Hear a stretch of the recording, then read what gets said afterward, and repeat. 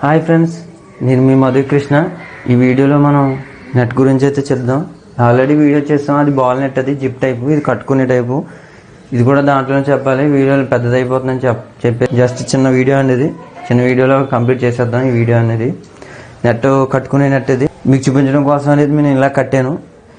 ఆ వీడియోలో చెప్పాను కదా కట్టుకునే నెట్ అని. మీకు బెడ్కి కట్టుకునే పలం అయితే ఇంకా హైట్లో కట్టుకోవచ్చు. కింద పరుపు వచ్చింది కాబట్టి ఇలా కట్టాము మీకు చూపించడానికి. బెడ్ మీద అయితే ఇంకా హైట్లో వస్తుంది. ఇందులో ఉన్న క్వాలిటీ అయితే బాగుంది. ఇదే దీని ప్రైస్ చెప్తానని చెప్పలేదు. ఇందులో ఉన్న ఇబ్బంది ఏంటని చెప్పేసి దీని ప్రైస్ చెప్పేసి వీడియో అయితే క్లోజ్ చేసేద్దాం. ఇందులో ఉన్న ఇబ్బంది ఏంటంటే మనం లోపలికి వెళ్ళాలన్నా బయటికి రావాలన్నా సరే ఇది కొంచెం తీస్తే కుదరదు, మొత్తం తీయాలి. మొత్తం తీసి బయటకు అనేది వెళ్ళాలి. చూస్తున్నారు కదా, ఈ మొత్తం అనేది ఓపెన్ అయిపోతుంది.